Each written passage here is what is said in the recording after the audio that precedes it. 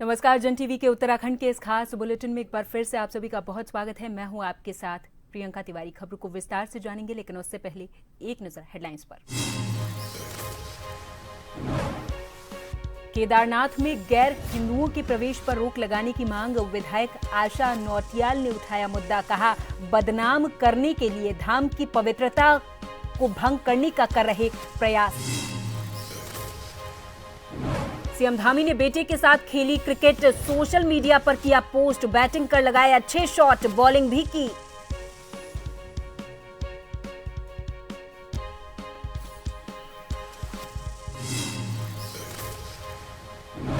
वर्ष 2025 तक उत्तराखंड को टीबी मुक्त करने के अभियान में अब तक राज्य में कुल 2057 केस मिले। मरीजों को उपचार के लिए कराया जा रहा 6 महीने का टीबी कोर्स।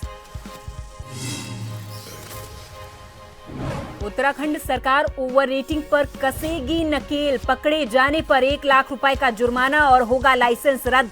अधिक दाम वसूलने की मिल रही शिकायतें।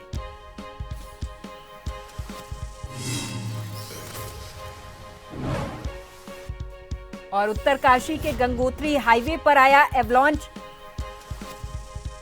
हाईवे बंद होने से धाम समेत कई गांवों का जिला मुख्यालय संपर्क कटा, अलर्ट जारी।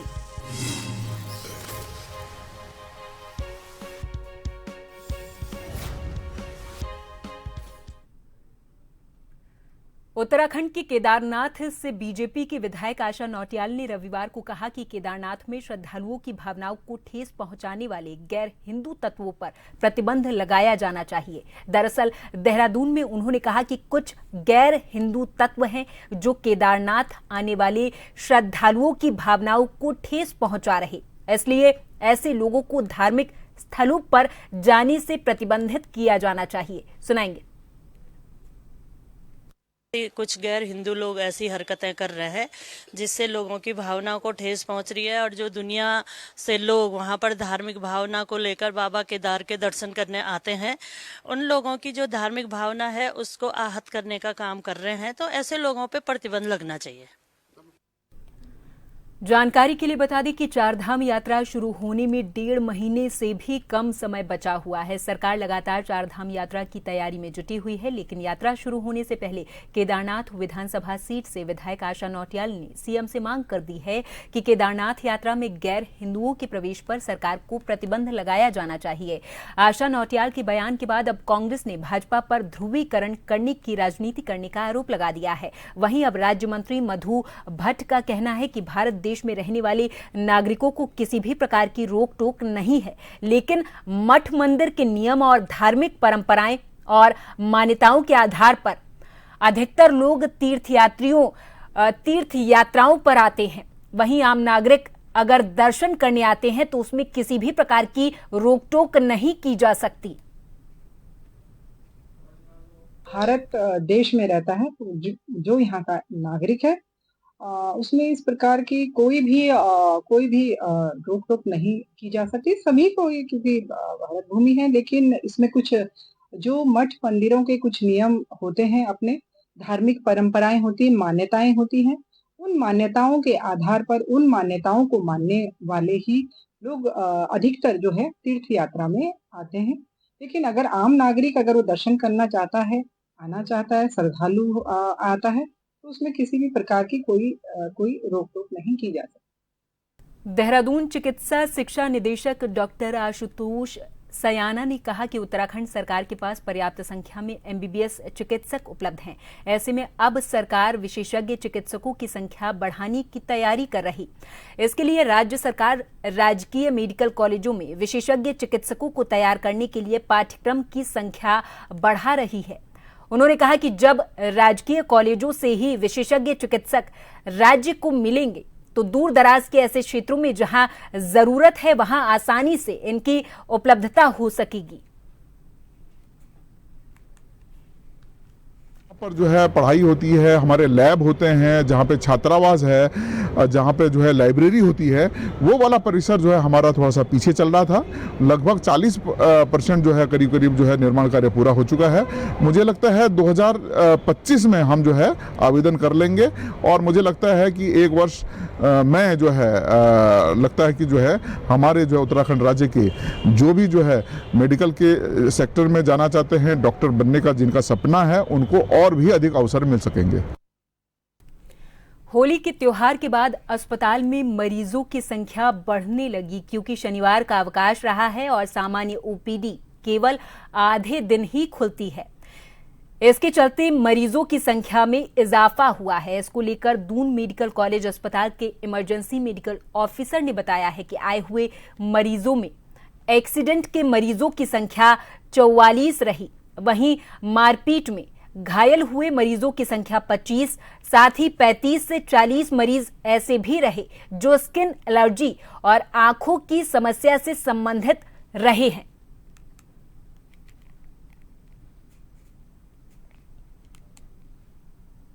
दुगना से भी ज़्यादा है। मतलब यहाँ पर पूरी यहाँ पर इमरजेंसी में ओपीडी 562 थी यहाँ पर 24 घंटे में, सुबह 8 से लेकर के 14 मार्च 8 बजे से लेकर के 15 मार्च 8 बजे तक बता रहा हूँ। मतलब मैं इसमें मतलब कि एक्सीडेंट केस लगभग 44 थे मतलब, और असॉल्ट के मतलब मारपीट वाले 25 थे इसमें, और मतलब कलर से एलर्जी वाले लगभग 35 से 40 थे इसमें। मतलब कलर जिनके आंखों में इचिंग हो रही थी, जिनकी स्किन इचिंग हो रही थी, इस तरह के थे वो।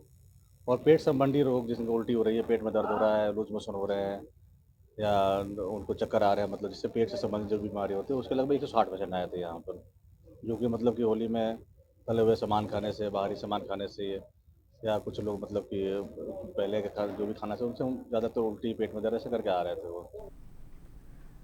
वर्ष 2025 तक उत्तराखंड को टीबी मुक्त करने के लिए एनएचएम यानी कि राष्ट्रीय स्वास्थ्य मिशन ने जनवरी महीने से 100 दिवसीय टीबी अभियान चला रखा है, जो मार्च महीने के मध्य में संपन्न होगा। वहीं इस बात पर एनएचएम की मिशन निदेशक स्वाति सिंह भदौरिया ने कहा है कि इन 100 दिनों के अभियान में स्क्रीनिंग और टेस्टिंग के माध्यम से डायबिटिक, हाइपरटेंशन और टीबी के मरीजों के करीब रहने वाले लोगों की भी जांच कर टीबी के मरीजों की पहचान हो रही है। साथ ही उन्होंने कहा कि अभी तक राज्य में टीबी के कुल 2057 मामले मिले, जिनके उपचार के लिए 6 महीनों का टीबी का कोर्स कराया जा रहा। और हमारी कोशिश है कि ज्यादा से ज्यादा निक्षय मित्र बने ताकि मरीजों को निक्षय पोषण योजना का लाभ मिल सके।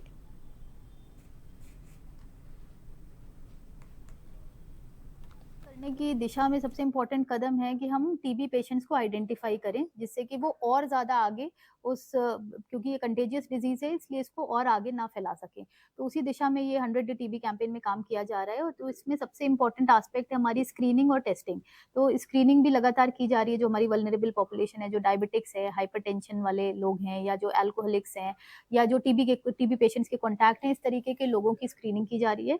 साथ में एक्सरे मशीन्स से उनकी टेस्टिंग भी की जा रही है, जो मोबाइल हैंडहेल्ड एक्सरे मशीन्स हैं, जिससे कि हमें एक प्रिलिमिनरी टेस्ट हो सके कि उनमें टीबी के लक्षण हैं या नहीं है।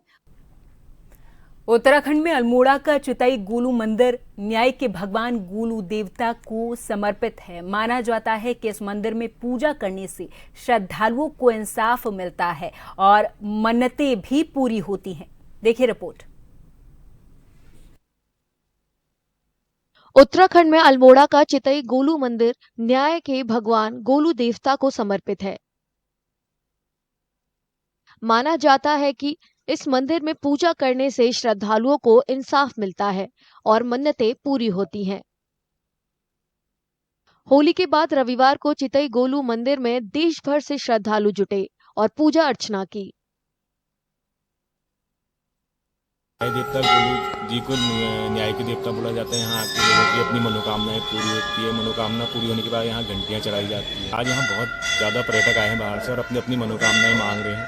कुछ लोग बॉम्बे से भी आए थे आज और अपनी मनोकामनाएं लिख के यहाँ घंटी टांग रहे हैं। मंदिर की पूजा खास होती है।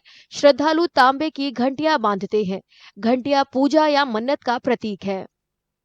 यहाँ पे करीब 30 साल पहले भी आई थी और मैंने यहाँ पे अपनी एक मन्नत रखी थी, वो मेरी पूरी हो गई और मेरी इच्छा थी कि मैं एक बार फिर आऊँ और देवी माँ से, देवता जी से कुछ मैं फिर से मांगूँ और मैं फिर से मांग के जा रही हूँ। उम्मीद है कि भगवान मुझे ज़रूर देंगे। यहाँ पे काफ़ी अच्छा लगा, लोग यहाँ पे आते हैं, घंटी बांधते हैं अपनी जो है विशेष को पूरा करने के लिए। माना जाता है कि गोलू देवता भगवान शिव के अवतार है। स्थानीय लोग उन्हें गोलजियो देवता कहते हैं। उत्तराखंड के ऋषिकेश में गंगा नदी के तट पर अंतर्राष्ट्रीय योग महोत्सव को खत्म यानी कि उसका समापन हो चुका है। महोत्सव परमार्थ निकेतन में मनाया जा रहा था। देखिए रिपोर्ट।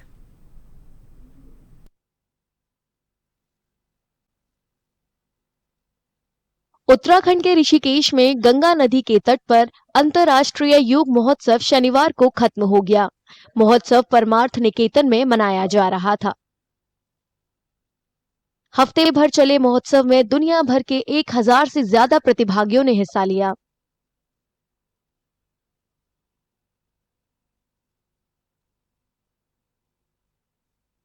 आयोजकों ने बताया कि महोत्सव में योग के प्रति जागरूकता फैलाने के अलावा विश्व शांति और भाईचारे का संदेश भी दिया गया।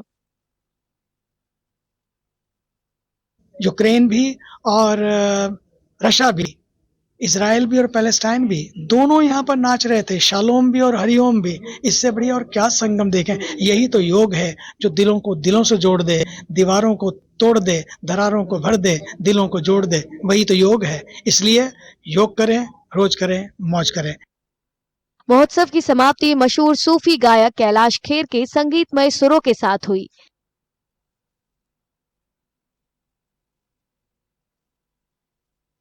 ये योग का संदेश ही ये है कि करो योग, रहो निरोग।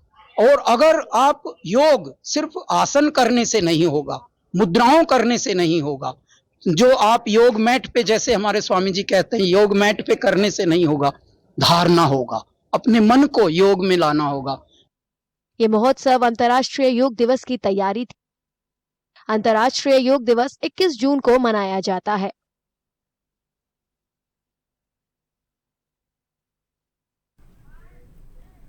देश के प्रथम सीडीएस जनरल विपिन रावत की जयंती पर इस अवसर पर भारतीय जनता पार्टी बालावाला मंडल ने भव्य कार्यक्रम का आयोजन किया था। कार्यक्रम में पूर्व मुख्यमंत्री हरिद्वार सांसद त्रिवेंद्र सिंह रावत सहित डोईवाला के विधायक बृजभूषण गैरोला सहित कई भाजपा नेता और पूर्व सैनिक मौजूद रहे हैं। जहां एक ओर सभी ने जनरल बिपिन रावत को पुष्प अर्पित कर भावपूर्ण श्रद्धांजलि दी है, तो वहीं मुख्य अतिथियों ने जनरल साहब के बलिदान को याद किया है और उन्हें नमन किया है।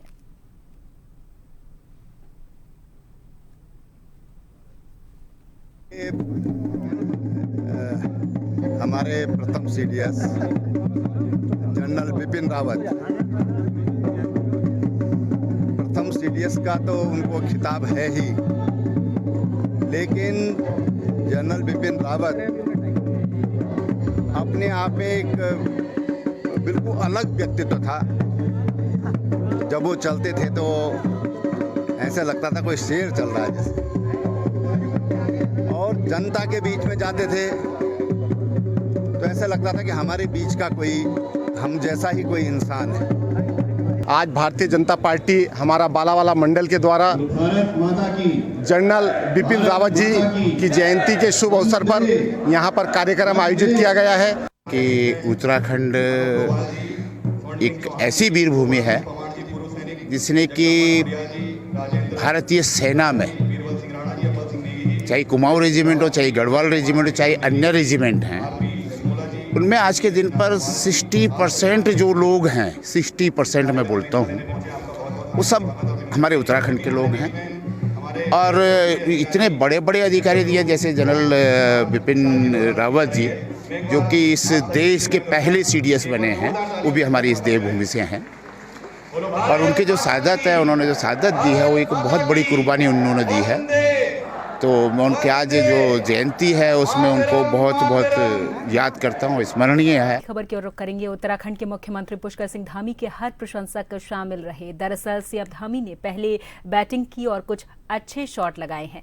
बैटिंग के बाद सीएम धामी ने भी बॉलिंग की थी। जानकारी के लिए बता दें कि सीएम धामी ने अपने बेटे के साथ क्रिकेट खेला है। क्रिकेट मैच के बाद सीएम धामी ने सोशल मीडिया पर लिखा कि आज अपने बेटे के साथ क्रिकेट खेला।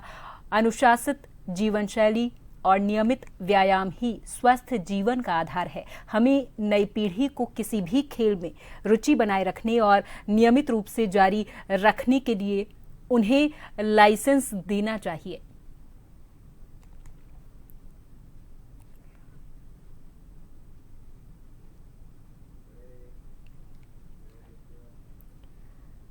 मुख्यमंत्री आज शनिवार को अपनी विधानसभा चंपावत के टनकपुर पहुंचे, जहां मुख्यमंत्री ने मां पूर्णागिरि को नमन किया है और उत्तर भारत के सबसे बड़े मेले का शुभारंभ किया है। सीएम धामी ने कहा कि 93 दिन तक चलने वाले इस मेले में श्रद्धालुओं को किसी भी प्रकार की दिक्कत ना हो, इसके पूरे प्रयास किए जाएंगे।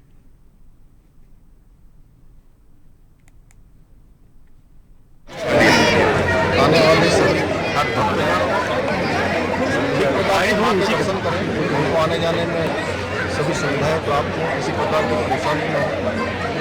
जिला प्रशासन सब मिलकर इस मेले को व्यवस्थित करेंगे और हमारा प्रयास है आने वाले समय में बड़ी संख्या में यहाँ श्रद्धालु आते हैं तो यहाँ एक सर्किट बने। वो सर्किट बनकर मेले में आने वाले श्रद्धालुओं को उनके 2-3-4 दिनों का एक उनका प्लान बने, जिसमें कि इसके आसपास चाहे वो चंपावत का हमारा क्षेत्र हो, गोलजी का स्थान हो, गोल बाबा गोरखनाथ का स्थान हो, माँ बाराई का स्थान हो, गढ़मुखी मैया का स्थान है, दयाधुरा बाबा का स्थान है, श्यामा ताल है, ऐसे स्थानों की यात्रा लोग करें। मीठा साहब भी इसी में, मायावती अद्वैत मायावती आश्रय भी इसी जनपद में स्थित है। तो इस प्रकार के सर्किट बनाने पर भी हम विचार कर रहे हैं। मेला केवल 3 महीने का मेला न हो, आने वाले समय में पूरे साल भर का मेला हो, साल भर यहाँ यात्रा चले।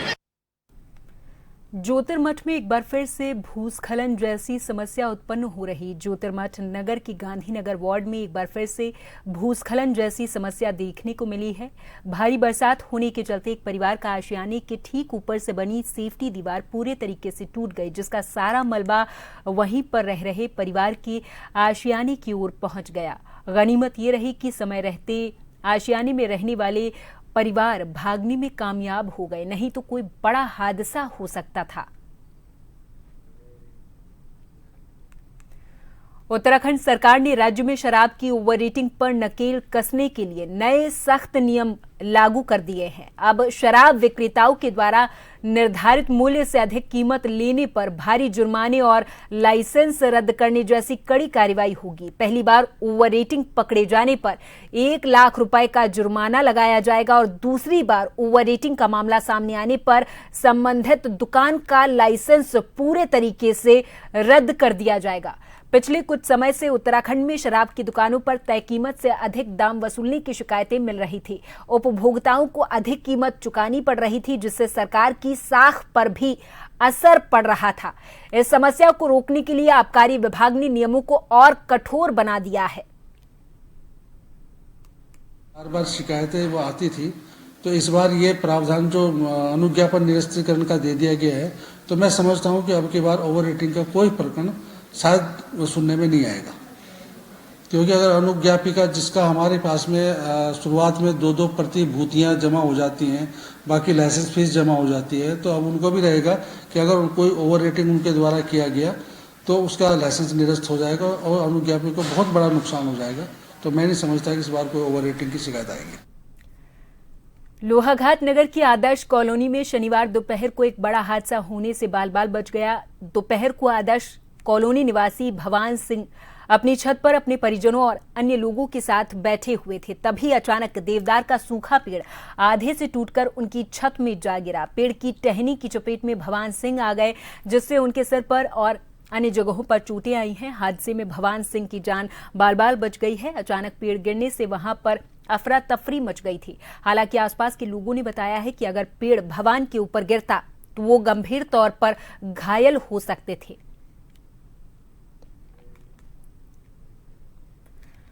चंपावत जिले के टनकपुर में उत्तर भारत का प्रसिद्ध मां पूर्णागिरी मेला शुरू हो चुका है, जिसका मुख्यमंत्री पुष्कर सिंह धामी के द्वारा पूर्ण विधि विधान के साथ शुभारंभ करवाया गया।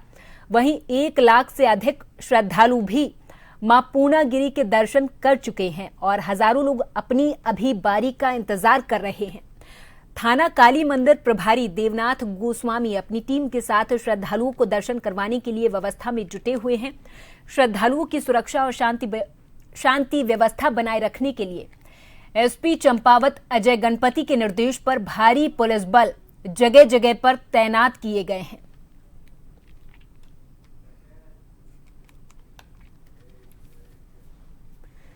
और चलते चलते एक बार फिर नजर हेडलाइंस पर। केदारनाथ में गैर हिंदुओं के प्रवेश पर रोक लगाने की मांग, विधायक आशा नौटियाल ने उठाया मुद्दा। कहा, बदनाम करने के लिए धाम की पवित्रता को भंग करने का कर रहे प्रयास।